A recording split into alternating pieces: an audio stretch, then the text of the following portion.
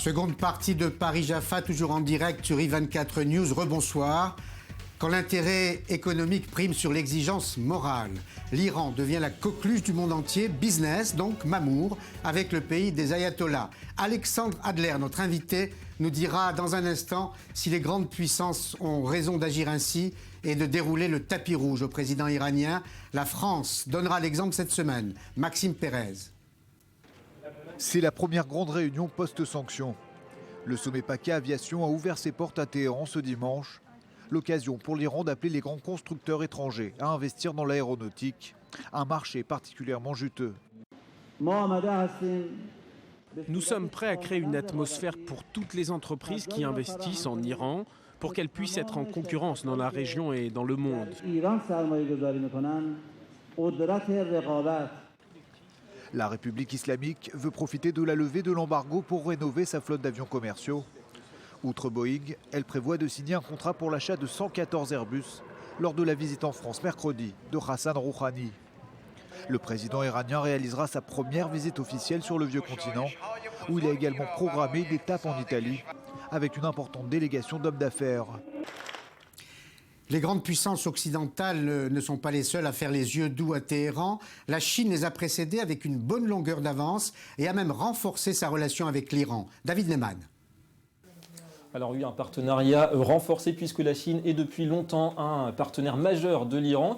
36% du commerce extérieur de l'Iran s'effectue déjà avec la Chine, qui est au passage le premier client du pétrole iranien. Donc on parle d'une vingtaine de documents qui concernent les transports, l'énergie, l'industrie, les services et aussi le nucléaire. On l'a dit, 600 milliards de dollars d'échanges annoncés d'ici 10 ans. C'est tout simplement 10 fois plus qu'aujourd'hui. Alors pourquoi ce renforcement? Et oui, une étape majeure pour le Moyen-Orient dans son ensemble, au-delà du symbole bien sûr d'un Iran qui redevient officiellement fréquentable, eh bien ça montre bien d'abord que l'accord sur le nucléaire signé donc à l'été dernier offre finalement non pas aux États-Unis mais à la Chine un boulevard au Moyen-Orient avec le projet de nouvelle route de la soie dont on a parlé, qui est censé relier les marchés asiatiques aux marchés européens en passant par le Moyen-Orient. Donc ça va se concrétiser a priori et ça passera forcément par l'Iran. La Chine est d'ailleurs sans doute la seule grande puissance aujourd'hui qui est capable de concilier des intérêts avec un pays comme l'Arabie Saoudite, avec des intérêts avec des pays comme l'Iran. Donc ça compte énormément dans la région et l'Iran naturellement profitera de cette nouvelle route de la soie avec une modernisation annoncée de ses infrastructures. Et dans tout cela, on voit bien aussi qu'a priori, les Américains ne gagnent pas grand-chose à court terme et à moyen terme à cet accord nucléaire d'un point de vue économique. On voit bien que leurs intérêts se situent a priori sur un plan bien plus stratégique.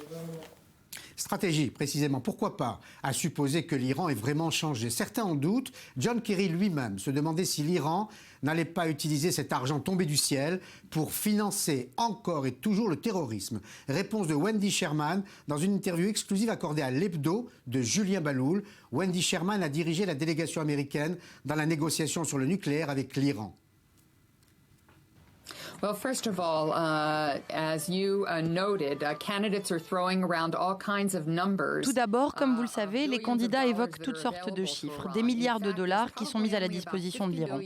En réalité, il doit y avoir à peu près 50 milliards de dollars en fonds dégelés, leur propre argent qui avait été gelé sur leur compte par la communauté internationale et qui sera maintenant de nouveau à leur disposition. Le reste des fonds qui avaient été gelés se trouve sous forme de prêts qui avaient été faits à la Chine, mais pas en liquidité. Mais cela leur prendra dans les 3 à 5 ans pour revenir à une situation économique dans laquelle ils auraient été s'ils n'avaient pas subi de sanctions économiques. Cela nécessitera environ 150 milliards de dollars juste pour leur raffinerie de pétrole. Ils sont très loin du compte. En plus de cela, nous maintenons toutes nos sanctions à leur encontre en ce qui concerne leur programme de missiles, leur soutien de l'axe terroriste, leur influence sur l'instabilité de la situation locale dans la région. S'ils utilisent de l'argent pour participer et organiser ces méfaits, nous pensons prendre des mesures pour les sanctionner sur ces terrains-là. Alors je pense que nous sommes parvenus à quelque chose de très important ici. La certitude que l'Iran ne pourra jamais posséder l'arme nucléaire et le maintien de notre capacité à leur faire payer le prix fort pour les autres exactions qu'ils ont commises en créant encore plus d'insécurité dans le monde. Et là, pour le coup, on a besoin de décrypter ces propos parfois contraires ou contradictoires. On le fera avec notre invité du soir en direct de Paris, Alexandre Adler. Bonsoir. Bonsoir. Et ravi de vous retrouver sur I24 News. Je rappelle simplement... Moi aussi, cher Paul. Voilà, cher Alexandre, je rappelle simplement le titre d'un de vos derniers livres, Le Califat du sang. Alors, est-ce que vous-même, vous croyez à la sincérité de l'Iran sur le nucléaire? Oui, je crois à la sincérité totale de l'Iran sur le nucléaire. Bien entendu, c'est une expression tout à fait naïve et je sais qu'elle va choquer nos téléspectateurs israéliens, mais précisément, les Iraniens sont sincères parce qu'ils ont tenté, par tous les moyens possibles, de se doter rapidement de l'arme nucléaire sur le modèle pakistanais, et ils ont parfaitement compris que tout ça conduisait à la catastrophe. Deuxièmement, la crise politique iranienne, largement sous-estimée parce que c'est une vie politique très agitée que celle de l'Iran, mais pas toujours très lisible, a abouti finalement à la victoire de Rouhani dans des élections sincères que le guide de la révolution, Khamenei, a été amené finalement à tolérer comme étant le moindre mal. Pour autant, le combat entre les durs et les réformistes continue. Mais l'avantage est clairement du côté des réformistes, car tout d'un coup, l'accord de compromis passé avec les États-Unis, dans lequel les Américains ont entraîné les autres, est en train de produire une dynamique d'ouverture auquel les Iraniens ne croyaient plus depuis longtemps. Alors moi, Bien entendu, l'opinion iranienne était massivement du côté du rapprochant avec l'Occident. Oui, là-dessus, est-ce que ça n'aurait pas suffi, mais d'ailleurs, nous avons Daesh. Et Daesh, les Iraniens le combattent tous les jours. Tous les jours, des cadavres d'officiers reviennent de Syrie, d'Irak. Eux font la guerre. Oui, mais ils financent le Hezbollah, qui n'est pas un mouvement terroriste de moindre ampleur que Daesh. Simplement, Alexandre, je suis moi-même surpris. Non, ce n'est pas comparable du tout. Ce n'est pas comparable. Hezbollah est un mouvement du chiisme libanais qui a tenté de toutes les manières du monde de prendre le pouvoir. Les chiites libanais, avec Amal, ont commencé à acclamer Tsahal lors de l'invasion du Liban en 1982. Ils ont été retournés par les Iraniens. Ils ont commis beaucoup de dégâts très pénibles. Mais le Hezbollah n'est pas la fin de l'histoire du chiisme libanais. Pardonnez-moi, Paris... Et même si leurs exactions ne sont pas très sympathiques, ça n'a rien à voir avec ce que Daesh prépare. Alexandre, si je peux en placer une.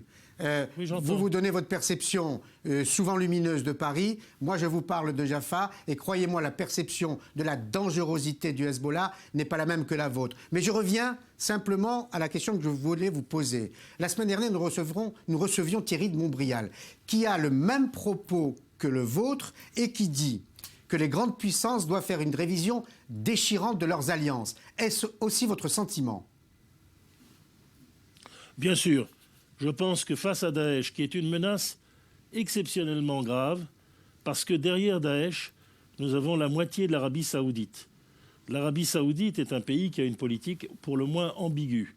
C'est incontestable qu'il y a aussi en Arabie saoudite des gens qui ne veulent pas rompre avec l'Occident. Actuellement, ils sont plutôt sur la défensive. D'autres, au contraire, le souhaitent. Comme François Mitterrand le disait si bien, on ne sort de l'ambiguïté qu'à son détriment. Nous allons maintenir l'ambiguïté saoudienne le plus longtemps possible, comme Bush l'a fait pour l'Arabie saoudite et le Pakistan après le 11 septembre. Mais nous savons bien que ce mouvement sunnite radical que Baghdadi est en train de rassembler n'a de sens que s'il entraîne derrière lui la mouvance beaucoup plus large des frères musulmans qui ont perdu le pouvoir, c'est une grande chose, en Égypte, mais qui le maintiennent de façon précaire mais dangereuse en Turquie et qui surtout renforcent aujourd'hui leur position en Arabie saoudite. Alors Alexandre, dans vous posez cette la question. affaire, il est clair que les réformateurs iraniens sont nos alliés. Je sais bien que Netanyahou s'est battu avec beaucoup de courage et de détermination pour obliger les Iraniens à aller à la table de négociation et qu'il fallait parler fort. Le problème, c'est que maintenant, la conjoncture n'est plus la même et les gens qu'il voit en Iran ne sont plus les mêmes. Mais curieusement, Israël a d'abord pensé que l'Iran reviendrait à l'alliance israélienne trop tôt. Ça a été l'Iran Gate, Amiran Nir, on se souvient de tout ça. Aujourd'hui, c'est trop tard. Ça ne fait rien. La rectification viendra. Oui, alors vous mettez en avant évidemment les intérêts des grandes puissances dans cette relation nouvelle, complice, en tout cas alliée avec l'Iran, mais les intérêts israéliens ne sont pas définis de la même façon ici. Je vous posais la première question sur la sincérité iranienne, quand je vous demandais, Alexandre, si vous croyez dans la sincérité des Iraniens. Je vous poserai volontiers cette question sur la sincérité des grandes puissances occidentales. Quel est le degré de sincérité dans cette alliance nouvelle avec l'Iran, ou est-ce qu'on n'est pas en train de jouer à une formidable partie de poker menteur? Si vous me permettez, je décomposerai ma réponse en deux temps. Par rapport à un certain nombre d'Israéliens qui ont fait l'expérience de Barack Obama, ma vision était la même. Je pense que Barack Obama est le président des États-Unis, probablement le plus hostile qu'on ait jamais eu à Israël. Et je me mets bien entendu au diapason des Israéliens qui attendent le pire de son inertie. Mais il faut bien comprendre que les Américains jouaient gros dans cette affaire et que ce n'est pas Obama qui a signé l'armistice avec le nouveau pouvoir iranien, celui de Rouhani.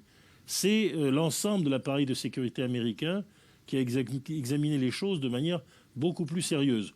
Pour le reste, écoutez, nous avons quand même en France une tellement grande présence de l'argent arabe du Golfe que personnellement, je fais passer certaines analyses par le tamis de ce problème. Je préfère 100 fois l'ancien système dans lequel les Muliez ou les autres patrons de supérettes finançaient les campagnes électorales.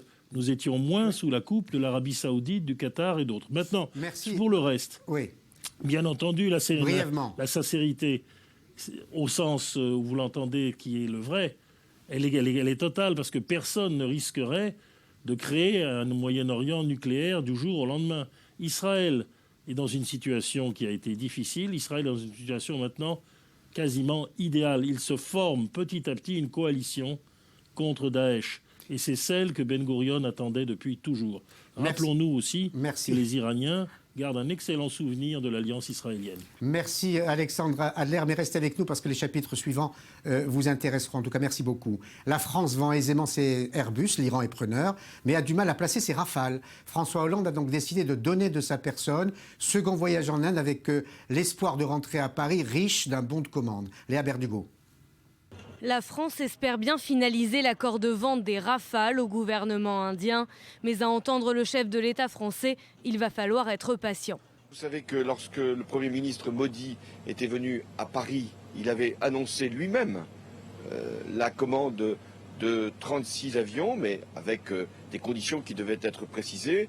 L'idée est d'avoir un accord intergouvernemental entre les deux pays, de manière à ce qu'ensuite les entreprises concernées puissent aller jusqu'au bout du processus. Les discussions sur la vente de ces 36 Rafales ont connu de nombreux rebondissements. En 2012, l'Inde débute des négociations avec Dassault Aviation pour une commande plus importante qui n'aboutissent pas. Aujourd'hui, d'autres points de blocage. En premier lieu, le prix. Ce contrat est estimé à plus de 5 milliards d'euros. Autre problème, la volonté de l'Inde de voir Dassault investir une part importante du contrat sur le sol indien.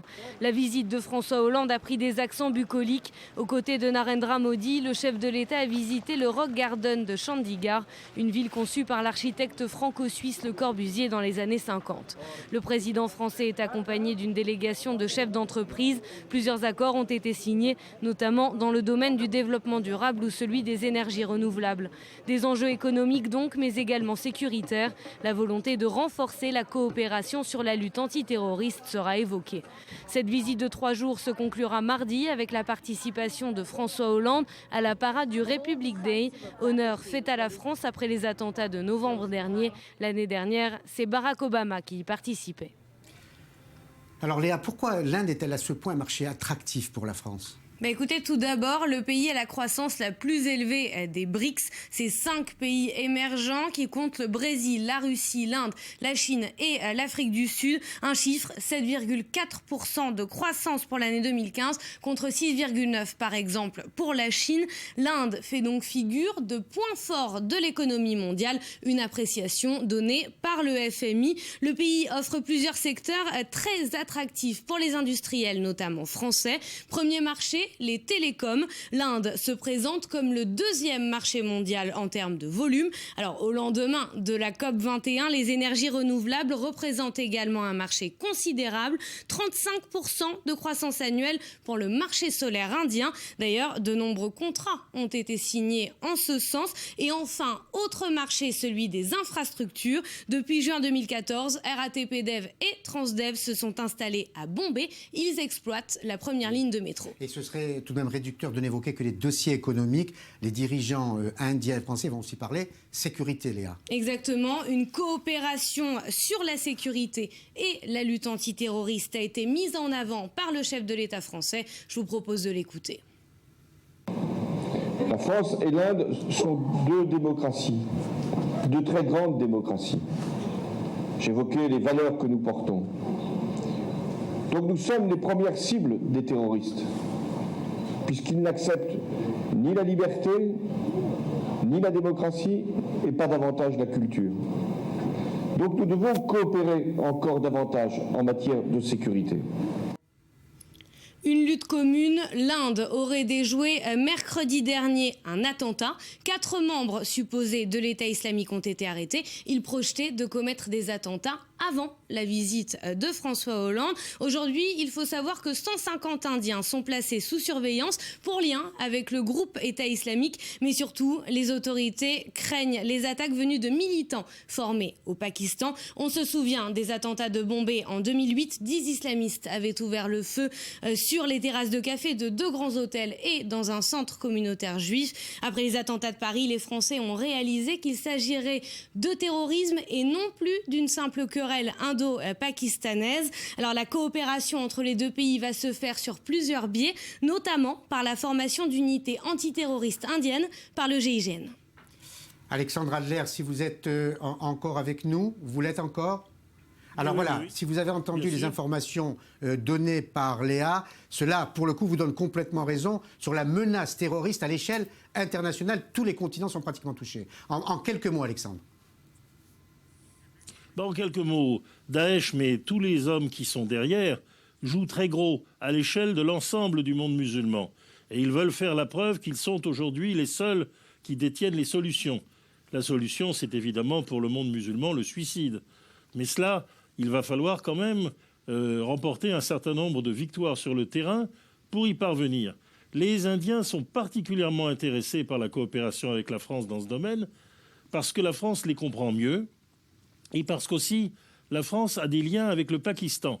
Or, ce qui est remarquable, c'est que le Pakistan est en train de bouger vers un rapprochement avec l'Inde. Précisément parce que les Pakistanais ont peur de l'Arabie saoudite, ils ont peur du sunnisme extrême, ils ont beaucoup de chiites dans leur rang, dont la famille Bhutto, bien sûr, et enfin parce que l'armée pakistanaise a été horriblement touchée par des attentats qui ont touché des écoles militaires. 150 gosses ont été tués maintenant en 2 attentats par les talibans. Et donc rien ne va plus entre l'opinion pakistanaise profonde et l'extrémisme islamiste. C'est un moment exceptionnel où la France peut aider l'Inde. Merci beaucoup Alexandre Adler et à très bientôt. Le chapitre suivant porte sur la relation si complexe entre dirigeants israéliens et palestiniens. C'est Gainsbourg revisité. Je te hais, moi non plus. Mathias Inbar. Poussé vers la sortie dans son propre camp, Mahmoud Abbas, 80 ans, contre-attaque. Et le président palestinien l'affirme de nouveau, cette fois en arabe. Il est engagé dans un processus de lutte non violente. Il s'attaque ainsi à ses détracteurs, le Hamas en tête. Tout celui qui cède à la violence sera arrêté. Pour rappel, il qualifie de pur le sang versé par les Palestiniens tués au cours d'attaques contre les forces de sécurité israéliennes. Le timing de ses propos et surtout son auditoire n'ont pas été choisis par hasard. C'est au cours d'une rencontre avec des journalistes israéliens à Ramallah que Mahmoud Abbas fait une mise au point. Son chef des renseignements, le général Majed Faraj, avait annoncé il y a quelques jours que ses services avaient contrecarré plus de 200 attaques contre Israël depuis le mois d'octobre. Mahmoud Abbas met les choses au clair, il est le seul à donner les ordres. Il est aussi le seul à prendre la décision de poursuivre la coopération sécuritaire avec Israël. Écoutez-le. La coordination de la sécurité se poursuit. Certains journalistes israéliens m'ont demandé ce que cela signifiait. Cela signifie que jusqu'à présent, la coordination des mesures de sécurité avec Israël est maintenue. Nous accomplissons notre devoir du mieux que nous le pouvons. Oui, nous voulons prévenir toute action qui est destinée à arriver ici et là. Je ne vais pas permettre à quiconque de me traîner dans une bataille que je ne veux pas. Je ne veux pas aller jusqu'à une bataille militaire. Un ton ferme et déterminé pour un président qui n'a plus organisé d'élections libres depuis 2006. Mahmoud Abbas l'affirme d'ailleurs à une question d'un journaliste israélien. Si l'OLP l'a choisi après la mort de Yasser Arafat, il faudra attendre sa propre mort ou un départ volontaire avant d'envisager un changement dans la hiérarchie politique palestinienne. Voilà, on était à Ramallah avec Mathias Inbar. On va retourner à Jérusalem cette fois avec vous, Dror. Jérusalem où la coalition gouvernementale est fragilisée par l'expulsion de militants israéliens de 2 bâtiments de Hébron. On l'a vu tout au long du week-end. Oui, effectivement. Alors d'abord, Paul, il faut rappeler que ces militants venaient tout juste de s'installer dans ces 2 bâtiments, dans cette ville très, très sensible de Cisjordanie.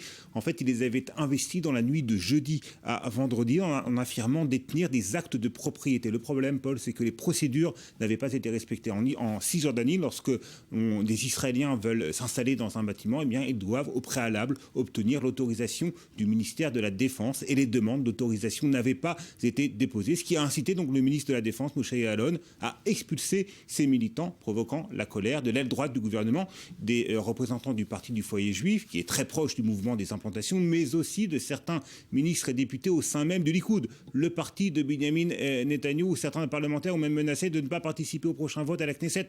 Or, la coalition dirigée par Netanyahou, elle repose sur 61 sièges sur les 120 que compte la Knesset. C'est dire à quel point chaque voix compte. Et dans cette affaire, eh bien, le Premier ministre israélien a été pris en tenaille, une fois de plus, entre d'une part sa volonté de ne pas froisser son aile droite et d'autre part la nécessité de respecter l'état de droit. Il a donc soutenu son ministre de la Défense tout en assurant que les militants pourraient revenir s'installer dans les bâtiments en question dès qu'ils auraient prouvé qu'ils en sont bien les propriétaires. On écoute Benjamin Netanyahou, c'était ce matin au Conseil des ministres. Nous devons respecter l'état de droit. Dès que le procédé d'acquisition sera approuvé, nous autoriserons que les 2 maisons à Hébron soient habitées, comme cela a pu déjà se passer pour des cas similaires. Le procédé de vérification commence dès aujourd'hui. Nous essaierons de le faire le plus rapidement possible, et quoi qu'il arrive, si ce n'est pas réglé d'ici une semaine, je m'assurerai qu'un rapport de la situation soit remis au cabinet. Et de l'autre côté de l'échiquier, visite du chef de l'opposition Herzog à Paris avec des propos surprenants. Des propos tout à fait surprenants, puisque Herzog, qui a été reçu à l'Élysée par François Hollande, Laurent Fabius était également présent, et bien Herzog a déclaré, Yitzhak Herzog, que l'idée d'un État palestinien était irréaliste, qu'il était irréaliste d'espérer pouvoir parvenir à un État palestinien dans les conditions actuelles. En fait, il a préconisé un espèce de retour, si vous voulez, à l'idée de l'unilatéralisme, à savoir une séparation entre Israéliens et Palestiniens, une séparation politique, mais sans processus de négociation. Il s'est également prononcé contre les initiatives internationales auxquelles la France est mêlée, visant à, selon lui, imposer un règlement du conflit aux Israéliens. Merci beaucoup, Dror. Météo politique avec vous, météo tout court, avec Julia Ganancia, qui est à Jérusalem et qui nous annonce peut-être la neige sur Jérusalem pour ce soir. Sur Jérusalem, Julia ? Ah. Effectivement, en tout cas pour l'instant, c'est la tempête. Vous le voyez peut-être. Oui. Beaucoup de vent, le vent qui a soufflé toute la journée sur Israël et en particulier à Jérusalem. Regardez, on est actuellement à Ben Yehuda, sur la rue Ben Yehuda, en plein centre de la ville, et il n'y a absolument personne. Les Israéliens sont cloîtrés chez eux en raison de fortes intempéries et ils attendent désormais la neige qui devrait tomber cette nuit. C'est la neige avec laquelle ils devraient se réveiller demain matin. Voilà donc d'un climat, en tout cas très froid, des chutes de température qui devraient continuer jusqu'à mercredi. Voilà, abritez-vous. Et je suis trempée. Abritez-vous en attendant le journal de Jean-Charles Banoun. Dans quelques minutes, il neigera peut-être en direct sur Jérusalem au moment où Jean-Charles Banoun vous donnera les informations dans son 20h. Et à 21h10, l'hebdo de Julien Baloul qui revient sur les temps forts de la semaine. À demain, 19h heure de Paris. Bonne soirée sur i24 News.